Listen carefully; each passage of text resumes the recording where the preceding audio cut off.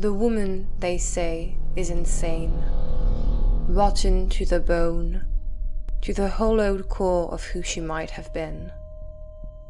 She was bright once, bright and burning, a dark little girl with unruly hair and the sun in her palms. But the days of girlhood were numbered. There were rules to follow, expectations to fulfill, pieces of herself to fold like shameful secrets and throw into the family hearth. Ambitions were childish things to be put away. Her potential, a live ember they closed her fists on, leaving seared flesh where all the fated lines cross. A birthmark in reverse, a souvenir of the day she was extinguished. But as that coal was dying in her hands, a man appeared and pried them open. He spoke a sibilant tongue that only she could understand. Dark as night, entrancing as half-remembered dreams. He whispered to that small, ardent thing within, nearly smothered but begging for air.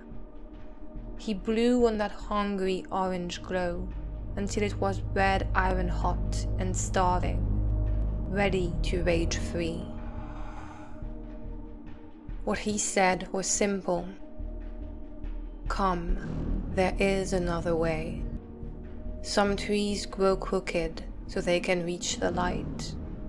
Come, wouldn't it feel nice to disobey, to stray, to dirty your white stockings, to touch what is kept under lock and key, to learn what is hidden, to do what they forbid, to be licked by the flames, and see the wallpaper blackened, the faces of your distinguished kin, blistered and cracked by the forked tongues of the blaze, by this fork in your road.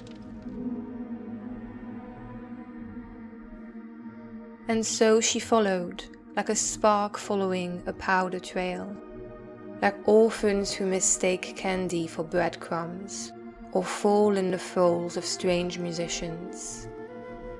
For when every road seems a dead end, and wherever you turn you meet your shadow, you no longer know whether you are walking home or away, into the thorny embrace of the forest. That is what insanity is, listening, lost and beguiled, to this hissing tune, until it is all that makes sense. A voice that insists that really you can subsist on nothing. You can breathe water, you can breathe smoke, you can twist yourself out of yourself, molten metal spilling from the mold. You can save yourself if you renounce yourself, and all that for such a small price. Like fairy food in childhood tales, once tasted it becomes the only possible sustenance. This dazed denial that draws light from darkness, pleasure from sickening pain, the thrill of power from helplessness, love from a man who does not love, who is barely a man. The woman, they say, is insane, demented and dangerous. It's there, printed on the front page next to her distorted face. It's on the lips of passers-by.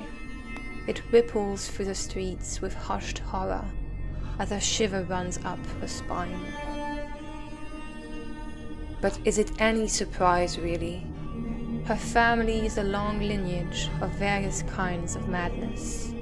The screaming and the silent types, the shrews and the ghosts, great aunts and distant cousins who married and had offspring, polished the silver and waxed the floor, losing their own shine like glowworms in a jar, until one day they close their bedroom doors, sat on their beds with a sigh, and never stood again. The woman, they say, is insane, devoted and deranged, devoured from within. They say insane because it's more reassuring than evil, because it means confused, not resolute. But the line between making and losing your mind is so very fine indeed.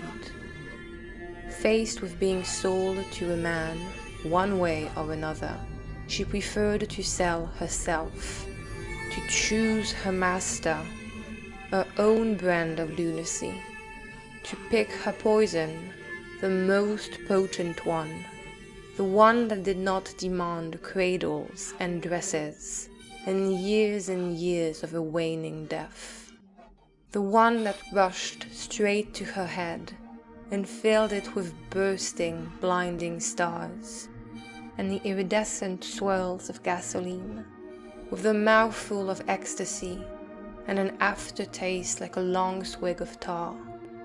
Not a slow drip from the dropper, but the whole thing at once. Violence and limerence and this liminal place of the agonies you feel and inflict are one and the same.